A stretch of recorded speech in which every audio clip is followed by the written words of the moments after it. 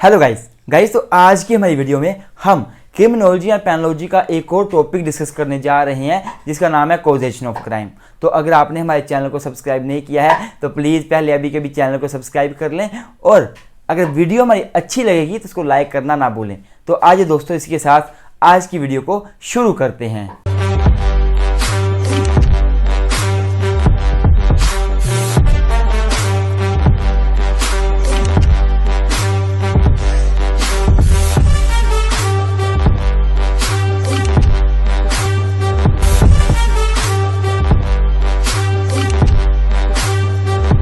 तो गाइस अगर मैं कॉजेज ऑफ क्राइम की बात करूं या फिर क्या क्या कारण है क्राइम होने के पीछे, फैक्टर्स कौन से रिस्पॉन्सिबल है क्राइम के पीछे, तो पहला फैक्टर है पॉवर्टी का, गरीबी का। अगर मैं पॉवर्टी की बात करूं तो ये इंडिया में मेन कारण है क्राइम का। इवन इंडिया में क्या पूरे वर्ल्ड में भी पॉवर्टी बहुत बड़ा कारण है क्राइम का।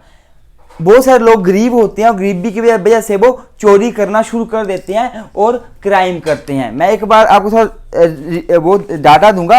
According to the data collected by the national crime record bureau, जो नेशनल क्राइम रिकॉर्ड ब्यूरो है, इन्होंने डाटा कलेक्ट किया है। इन्होंने क्या बोला, theft is one of the most common crime in India.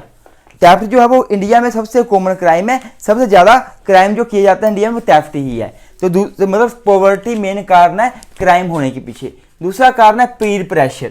क्या कारण है? पीर प्रेशर। पीर प्रेशर का मतलब होता है कि जो साथ के सहपाठी हैं, दोस्त हैं, तो जो दोस्त हैं उनका बहुत ज़्यादा प्रभाव पड़ता है हर व्यक्ति की लाइफ में। आपको पता है जैसी संगति होती है बंदा वैसा ही बनना शुरू कर देता है और खरबूजे को देखकर ही खरबूजा रंग बदलता है। तो पीर प्रेशर में क्या होता है कि अगर मान लो 5 लोगों का समूह है, 5 लोगों का ग्रुप है, तो 5 लोगों में से अगर मान लो 3 लोग जो हैं वो चोरियां करते हैं, क्राइम करते हैं, तो जो बाकी लोग हैं वो भी उस काम को करना शुरू कर देते हैं। उनको भी लगता है ये काम सही है, अगर बाकी हमारे दोस्त कर रहे हैं हमें क्या करने की दिक्कत है। तो मतलब पीर pressure is also one of the main cause behind the crime. Crime के पीछे मेन कारण है। तीसरा कारण डिस्कस करूं वो है ड्रग्स। जो ड्रग्स है ये सबसे मेन इंपॉर्टेंट कारण है क्राइम के पीछे। आपको बता दूं बहुत सारे जो लोग हैं वो ड्रग्स लेना शुरू कर देते हैं। वो ड्रग्स लेना तो आसानी से शुरू कर देते हैं पर बाद में उनको बहुत मुश्किलें आती हैं। वो बाद में ड्रग्स को छोड़ नहीं पाते। उनका जीवन यापन टोटली ड्रग्स के ऊपर डिपेंड कर जाता है। और प्रॉब्लम शुरू ही तब होती है जब एक व्यक्ति ड्रग्स के ऊपर टोटली डिपेंड हो जाता है और वो उसका आदी बन जाता है, एडिक्टेड हो जाता है और वो अपनी लाइफ को ड्रग्स के बिना नहीं चला पाता। मतलब उसको लगता है कि ड्रग्स के बिना मेरी लाइफ चल नहीं सकती, उसके हाथ पैर कांपने लग पड़ते हैं बिना ड्रग्स के। जब ऐसी सिचुएशन आ जाती है तब मेन प्रॉब्लम राइज होती है और व्यक्ति अपनी ड्रग्स की नीड को पूरा करने के लिए तरह तरह के ऑफेंस करता है, चोरियां करता है, ज्वेलरी चोरता है, फिर चुरा कर भाग जाता है, सेल करता है। मतलब बोलने का कि ये भी एक मेन कारण है ड्रग्स का कि बंदा क्राइम करने लग पड़ता है, कि अपनी नशे की लत को पूरा करने के लिए वो व्यक्ति क्राइम करता है, इस अपनी कमी को पूरा करने के लिए। अगला जो मेन कारण है क्राइम का वो है पॉलिटिक्स। आपको पता ही है कि जो राजनीति है, पॉलिटिक्स है, इसके पीछे बहुत बार कई झगड़े होते हैं, लड़ाइयाँ होती हैं। कई बार कई व्यक्ति जो है मर्डर कर देते हैं, बड़े बड़े ऑफेंस कर देते हैं और उनको ये लगता है कि हमारे ऊपर पॉलिटिकल पार्टी का हाथ है, जो सत्ता में है, ये सत्ता में नहीं है पर उसका हमारे ऊपर हाथ है, हमें बचा लिया जाएगा। तो मतलब बहुत सारे लोग इसी इन्फ्लुएंस में, इसी प्रभाव में, इसी बहम में क्राइम कर देते हैं कि हमारा कोई बाल बांका नहीं कर सकता क्योंकि हमारे ऊपर तो पॉलिटिकल पार्टी का पूरा हाथ है। तो पॉलिटिक्स भी एक बहुत बड़ा कारण है क्राइम के पीछे। Politics is the main cause for increasing crime in the country as many people thinks that if they will commit any crime then their political party will support them and protect them from any criminal charge. साफ साफ लिखा हुआ है। और आपको अगर notes चाहिए मेरे दोस्तों, अगर आपको क्रिमिनोलॉजी या पेनोलॉजी के नोट्स चाहिए, बड़े सिंपल लैंग्वेज में नोट्स बने हुए हैं, बड़ी इजी लैंग्वेज में। कैसे लिखना है इनका मटेरियल आप प्रॉपर देख सकते हो, बड़ी इजी लैंग्वेज में लिखा है। और अगर आपको क्रिमिनोलॉजी या पेनोलॉजी का रिवीजन सेशन चाहिए तो आप वो भी हमसे ले सकते हैं। हमने पेड रिवीजन सेशन बना दिया है जो कि 4 घंटे का बना हुआ है और सारा सिलेबस हमने उसमें कवर किया हुआ है। इवन क्रिमिनोलॉजी और पेनोलॉजी की बात छोड़ो, हमने environmental law, arbitration and conciliation act, labour law, company law, फिर अपना जूरिस्प्रूडेंस 2, फिर एडमिनिस्ट्रेटिव लॉ, मुस्लिम लॉ, हिंदू लॉ, सारे सब्जेक्ट के ऊपर रिवीजन सेशन बना रखा है। हम लोग रिवीजन वीडियो भी देते हैं जिसमें हम लोग 4-5 घंटे में पूरा सिलेबस कवर कर देते हैं, प्लस हम लोग रेगुलर लेक्चर भी प्रोवाइड करते हैं। उसमें हम लोग 15-20 घंटे में एक सब्जेक्ट कवर करते हैं। डेली शाम को क्लास देते हैं हम लोग 1 घंटे की। तो अगर आपने कुछ भी इन्फॉर्मेशन लेनी है, कुछ भी डिटेल में आपको पूछना है, तो आप हमारे व्हाट्सएप पे मैसेज कर सकते हैं 98-164-92-276। इस पर आप मैसेज करें, आप कुछ भी पूछ सकते हैं कि लेक्चर की क्या कॉस्ट है, रेगुलर लेक्चर की क्या कॉस्ट है, रिवीजन की क्या कॉस्ट है, नोट्स की क्या कॉस्ट है, यहाँ पूछ सकते हैं। यहाँ रिप्लाई नहीं आता है तो दूसरा जो व्हाट्सएप है वो है 98-166-34-276। आप यहाँ पे मैसेज करके पता कर सकते हैं, कुछ भी इंफॉर्मेशन ले सकते हैं। तो ये तो बात होगी हमारी चौथे पॉइंट पॉलिटिक्स की। अब चलते हैं 5वें पॉइंट की तरफ जिसका नाम है रिलीजन। देखो स्टूडेंट्स, यहाँ मैं एक बात बताना चाहूँगा कि हमारा जो भारतीय संविधान है वो हमें अंडर आर्टिकल 25 to 25 से लेकर 28 के आर्टिकल जो हैं वो हमें राइट देते हैं, राइट टू रिलीजन। हम किसी भी रिलीजन को मान सकते हैं, किसी भी रिलीजन को का प्रचार कर सकते हैं, उसको फॉलो कर सकते हैं। लेकिन दिक्कत कब आती है, परेशानी कब आती है, जब ये रिलीजन वाले लोग जो हैं वो फंडामेंटलिस्ट बन जाते हैं, रूढ़िवादी बन जाते हैं। वो सिर्फ अपने रिलीजन को ऊपर मानते हैं, बाकियों के रिलीजन को नहीं मानते। वो अपने रिलीजन को सही मानते हैं, बाकियों के रिलीजन को गलत मानते हैं। अब आपको पता है रिलीजन बहुत प्रकार के हो सकते हैं, हिंदू रिलीजन है, मुस्लिम रिलीजन है, क्रिश्चियन रिलीजन है। तो मेरा बोलना यहाँ पे यह है कि जब कुछ रूढ़िवादी लोग अपने आप रिलीजन को सही मानते हैं कि हम ही सही हैं, बाकी गलत हैं, और बाकियों को क्रिटिसाइज करना शुरू कर देते हैं, लोगों को जबरदस्ती कन्वर्ट करवाने की कोशिश करते हैं, कुछ भी ऐसा। आपने द केरला स्टोरी मूवी देखी होगी, वहां पे आपको कुछ देखने को मिला होगा। मैं ये नहीं बोलता कि वो बिल्कुल सत्य है, पर मैं ये भी नहीं बोल सकता कि वो बिल्कुल झूठ है। अगर उसमें कुछ भी सच्चाई है तो वो ऐसा कुछ होता है, तो यहीं से ही जो है क्राइम का दौर शुरू हो जाता है। तो रिलीजन मेन कारण है इंडिया में क्राइम के पीछे। लोग इतने ज़्यादा रूढ़िवादी हो जाते हैं, फंडामेंटलिस्ट हो जाते हैं कि वो क्राइम कर देते हैं अपने रिलीजन के लिए। कई बार आपने देखा होगा बड़े बड़े दंगे भड़क जाते हैं रिलीजन के पीछे। अब ये मेन कारण है। अगर आपने वो मूवी देखी होगी द केरला स्टोरी, उसमें जो लड़की गीतांजलि थी उसने सुसाइड किया। क्यों किया?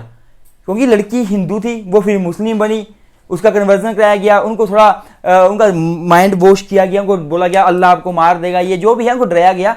उन्होंने अपना धर्म कन्वर्ट कर लिया, और बाद में लड़की ने जब लड़के के अनुसार काम नहीं किया तो लड़के ने उसकी फोटोज वायरल कर दी। मतलब ये छोटी छोटी बातें जो है ना बाद में बहुत बड़ी बातें बन जाती हैं। तो ये भी एक मेन कारण है जो है क्राइम को बढ़ावा देता है। मैं फिर से बोल रहा हूँ कि मैं उस मूवी की सत्यता की जांच नहीं कर रहा ना, मैं बता रहा हूँ कि ऐसा ही है। पर हाँ, अगर वैसा है और उसमें अगर 40-50% भी रियलिटी है या 100% रियलिटी है, तो आप देख सकते हैं कि रिलीजन किस प्रकार से मेन कारण बन रहा है क्राइम का। कैसे क्राइम हुआ कि जिंदगी बर्बाद होगी, सुसाइड तक अटेम्प्ट कर लिया गया, दूसरी जिंदगी बर्बाद होगी। तो आप देख सकते हैं क्राइम यहीं से शुरू हो गया। तो रिलीजन मेन कारण है। आप ऐसे एग्जाम्पल लिख सकते हैं अगर आप लिखना चाहो तो पेपर में। अब आता अगला जो मेन कारण है क्राइम होने के पीछे, वो है अनएम्प्लॉयमेंट। छठा कारण है अनएम्प्लॉयमेंट। आपको पता ही है कि जो अनएम्प्लॉयमेंट या बेरोजगारी होती है, ये मेन कारण बन जाता है क्राइम का। क्योंकि जो लोग बेरोजगार होते हैं, उनको काम तो कोई होता नहीं है, तो वो क्या करते हैं, उन्होंने फिर क्राइम तो करना है। उनको लगता है सरकार उनको काम नहीं दे रही, तो वो क्राइम करने पड़ जाते हैं। अपनी जरूरतें पूरी करने के लिए चोरियाँ करते हैं, डकैती करते हैं। तो क्राइम की दुनिया में पैर रख देते हैं, वो लेते हैं, फिरौती लेते हैं, फिर पैसे लेते हैं किसी का मर्डर करने के लिए। तो ये अनएम्प्लॉयमेंट भी मेन कारण है क्राइम का, बेरोजगारी। अगर आपको मैं एग्जांपल दूं, अगर आप देखो कश्मीर में जाकर, तो मेरे साथ कुछ बच्चे कश्मीर के पढ़ते थे, तो मुझे नहीं पता, मैं फिर से बोलता हूँ मुझे पक्का नहीं पता, मैं सुनने में ऐसा आता था कि वो बच्चे ये बोलते थे कि कश्मीर में लोग पत्थर इसलिए मारते हैं क्योंकि उनको पत्थर मारने के लिए 500 रुपया दिया जाता है, तो काम तो उनको मिल नहीं रहा। ऐसे तो वो बेरोजगार, तो चलो पत्थर मारने के पैसे तो मिल रहे हैं। तो क्राइम क्यों कर रहे हैं? अनएम्प्लॉयमेंट की वजह से। ये भी एक मेन कारण है। अगला जो मेन कारण है छठा, वो है अनफेयर जस्टिस सिस्टम। तो हमारा जो जस्टिस सिस्टम है वो फेयर नहीं है, वो अनफेयर है। मतलब वो इक्वल नहीं है, वो अनइक्वल है। बहुत बार देखा गया होगा कि जो बड़े अमीर लोग होते हैं वो पैसे देकर जेल से छूट जाते हैं, बेल ले लेते हैं। लेकिन जो गरीब होते हैं वो एक बार जेल में चले गए तो उनको ना तो बेल मिलती है क्योंकि उनके पास पैसा नहीं होता, ना उनकी वो श्योरिटी देता है, ना गारंटी देता है, तो उनको बेल ही नहीं मिल पाती। तो लोगों में ना एक रोष होता है जस्टिस सिस्टम को लेके। जो जस्टिस सिस्टम सही नहीं है। एक व्यक्ति क्राइम कर रहा है, सिमिलर क्राइम दूसरा व्यक्ति कर रहा है, एक को बेल मिल रही है, बाहर घूम रहा है, दूसरा अंदर जेल में है। तो इसकी वजह से ही बंदे गवर्नमेंट से नाराज हो जाते हैं, जुडिशरी से नाराज हो जाते हैं और कानून को अपने हाथ में लेते हैं, क्राइम करना शुरू कर देते हैं। जो अगला मेन कारण है क्राइम का, वो है मेंटल ऑर्डर। मतलब बोलने का कि कई बार देखा गया है कि कोई व्यक्ति मेंटली अपसेट होता है, साइकोलॉजिकली सही नहीं होता, मेंटली वो इल होता है और अपनी मेंटली इलनेस की वजह से क्राइम करता है। कोई व्यक्ति पागल है, अनसाउंड माइंड का है, वो क्राइम कर देता है, उसको पता नहीं होता क्या सही है क्या गलत है, क्या क्राइम है क्या क्राइम नहीं है, उसके लिए सब काम इक्वल ही है, तो ऐसे व्यक्ति भी क्राइम कर देते हैं। इवन दो मैं आपको यही बताना चाहूँगा कि जो हमारा इंडियन पिनल कोड है उसका सेक्शन 84 जो है वो ऐसे व्यक्तियों को पूरा पूरा डिफेंस देता है जो व्यक्ति पागल है और क्राइम कर देते हैं, उनका पूरा पूरा डिफेंस दिया गया है। पर क्राइम तो हो गया ना, तो क्राइम का एक कारण मेंटल डिसऑर्डर या मेंटल ऑर्डर या ऑर्डर भी है, मेंटल इलनेस भी है। क्राइम तो हो गया ना, इवन तो क्रिमिनल को डिफेंस मिल गया वो बात अलग है, पर क्राइम तो यहाँ हो गया ना, ये भी एक कारण है। अगला कारण जो है वो आप लिख सकते हो बायोलॉजिकल फैक्टर। जो बायोलॉजिकल फैक्टर का मतलब क्या है कि व्यक्ति क्राइम करते हैं बिकॉज ऑफ उनकी जो हेरिडिटी की वजह से, जीन्स की वजह से। कई व्यक्ति ऐसे होते हैं ना जिनके माँ बाप क्रिमिनल होते हैं, वो क्रिमिनल दुनिया में ही जन्मे होते हैं, वैसे ही बड़े होते हैं, आसपास क्राइम ही देखते हैं तो वो क्रिमिनल ही बन जाते हैं। तो ये बायोलॉजिकल फैक्टर है, जो हमारे जीन्स हैं वो बहुत बड़ा रोल प्ले करते हैं एक व्यक्ति को क्रिमिनल बनाने में। आपने देखा होगा एक मूवी थी, मुझे याद नहीं मूवी का नाम, जिसमें पुरानी मूवी है कि दो जो बच्चे होते हैं, एक अमिताभ बच्चन एक Vinod Khanna, I think so ऐसा ही था कि दोनों एक ही घर पर जन्म लेते हैं, परवरिश एक अलग जगह, एक गुंडों के बीच चला जाता है, एक अच्छी फैमिली में बड़ा होता है। जो अच्छी फैमिली में बड़ा होता है तो वो अच्छा बन के बड़ा होता है, और जो गुंडों में चला जाता है वो गुंडा बन के गुंडा ही बनता है। मतलब बोलने का कि जो फैमिली होती है उसके आसपास का जो माहौल होता है वो भी बहुत ज़्यादा रोल प्ले करता है। या जो जीन्स होते हैं अपने बाप के जीन्स, वो भी कहीं ना, जीन्स वाला एग्जाम्पल तो यहाँ पे नहीं आएगा उस परवरिश मूवी को लेकर अगर आप लगाते हो, पर हाँ कई बार ऐसा माना जाता है कि जिनके माँ बाप खूनी होते हैं बच्चे भी खूनी बनते हैं।